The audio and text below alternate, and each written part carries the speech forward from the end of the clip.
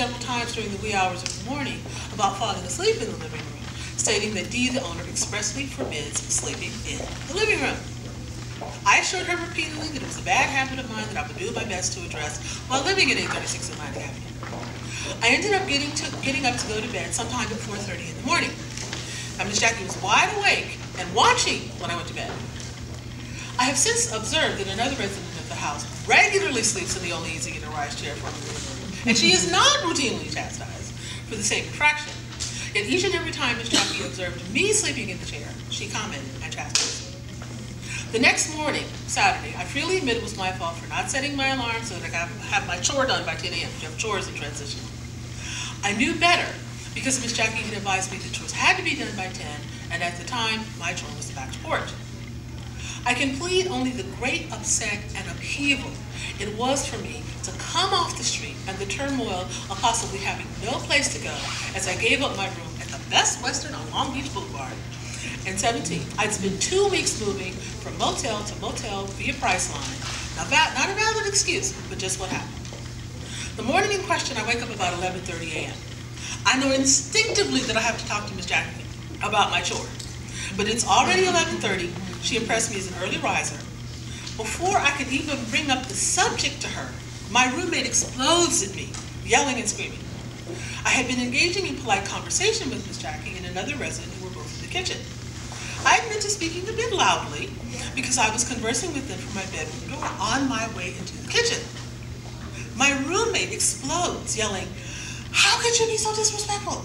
Couldn't you see I'm trying to sleep? How could you be so disrespectful?" I'm stunned. I don't know what to say. I murmur that I'm sorry, that it's my first day here, that I didn't mean anything by it. My roommate counters by yelling to Miss Jackie that I'm purposely being disrespectful and yelling when she's trying to sleep. I feel caught in a bad play. Miss Jackie comes in and agrees with her, though she had just been participating in the conversation with me, and is the possessor of a voice that carries from the backyard all over the house. Nevertheless, Miss Jackie comes in and agrees with her that there's absolutely no yelling in any form in the house and that I am being disrespectful. I'm awestruck. I have nothing to say. I say nothing. Moments pass, and then Miss Jackie boldly marches back into her room. No knocking on the door, just flings the door open and barges in. "Have you done your chore?" "No," I reply, about to continue when my attempt to speak is severed by an order. "I need you to do your chore, and I need you to do your chore right now," Miss Jackie yells, as though she's speaking to a recalcitrant 2-year-old just finishing up a tantrum. Within less than an hour of waking on my first morning in this transitional house, this is how I'm feeling. I'm in tears before 12 noon, but I didn't even wake up till 11:30. I rise to go do my tour, the back porch, when Miss Jackie returns. "Well, since you're a late riser, I changed your chore to PM kitchen." I thank her and go back to trying to collect the pieces of my day. These are the kinds of stressors that you can go through as a homeless person in transitional housing. And I hesitate to mention this, but it is particularly difficult to be a homeless person with 4 degrees, especially a homeless person with 4 degrees and an agenda. Because even though I have lived in shelters, even though I have lived in transitional housing, even though I have lived in board and care homes, and I'm currently in a nursing home, I'm working. I'm at my laptop from 9 in the morning until 1 a.m. working. And when you live in transitional housing with hardcore addicts, with parolees, with women who have given up, with women and men whose highest priorities are mealtime and TV. I have lived with women who sit down in front of the TV at 7 a.m. and don't move until they go to bed, except for meals. And that kind of having given up creates animosity. When I get up, I may get up at 11, but I get up, I'm on my laptop, I'm going to the library, I'm going to the computer center, I'm doing something. And it's a reminder to them that they're not doing anything. It's a reminder to them that they've given up. And so one of the things I hope to do with my company, Blowing Up Barriers Enterprises, okay, is to give that hope back. I write memoir, I write poetry, I write personal essays. I have been very public about being a PhD consultant. because I know there are people every month who are picking up their first EBT card and cannot figure out what they did wrong. Okay, if anything. Okay, so I've been very public because I want those people getting that first EBT card to understand you're still who you are. You still have your life purpose. God still has expectations of you and hopes for you.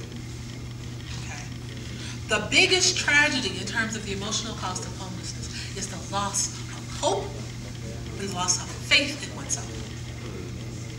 And so even though those women, as the kids would say, hated on me royally, to the degree that I ended up having to indeed go to a mental health unit and talk about psychological and verbal abuse for my housemates, I still understand their anger because they didn't want to look at me because I was doing something. I had goals, I had ambitions, and I was working toward them. Okay? So if you're going to care about foster youth, if you're going to care about the homeless, care about their goals and ambitions and dreams, and encourage them to take steps toward them. Because the loss of hope is the biggest tragedy. Okay. Now, many homeless, when attacked, cave in and scatter. But thank God for the willing adversary I had in my stepfather. When publicly humiliated in a coffee house in downtown Long Beach, I responded by reporting the owner, first to a nearby cop, and then formally in writing to the Better Business Bureau. I took up letter writing. The emotional toll does not just come from our families, or those with whom we are forced to live. I understand addiction because I'm an abuser of food. But living with hardcore addicts, alcoholics, and parolees was my only option as a homeless person placed in sober living facilities because they provided cheap housing that my social service agency could afford.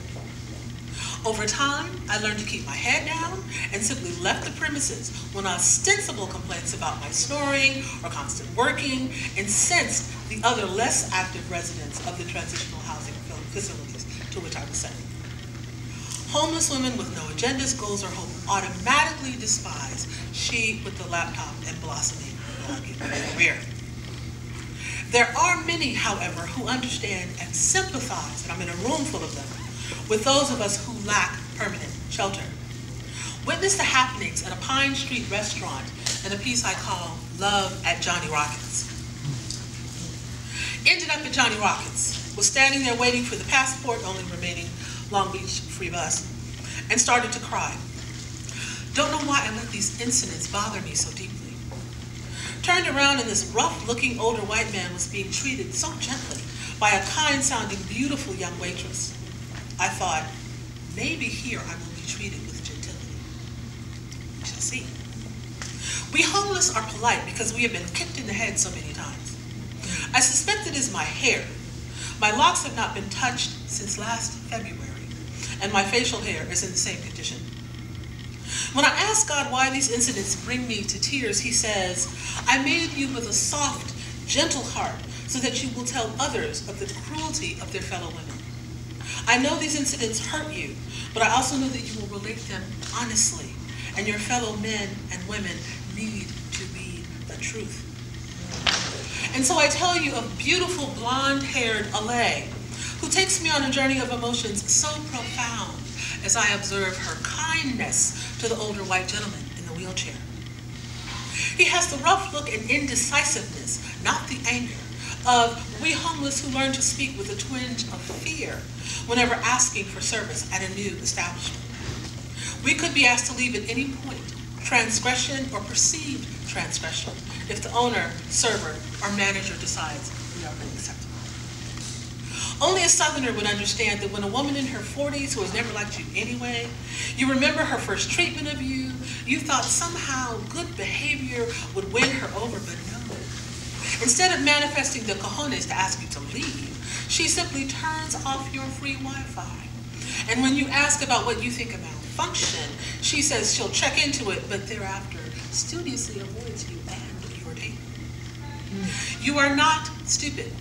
You understand both the cowardice and the manipulation of her actions. When finished with the heartbreak, you will journey to the BBB complaints website once again. In the meantime, you are reveling in Alay's kind treatment of the old man, an indication it is safe here, Johnny Rockets on Pineapple, and the lovely gesture of equally young and vivacious Parisa, whose perceptiveness led her to bring you not just the fork you requested, but a plate for the gorgeous-looking burger you had placed on a pile of napkins so that you could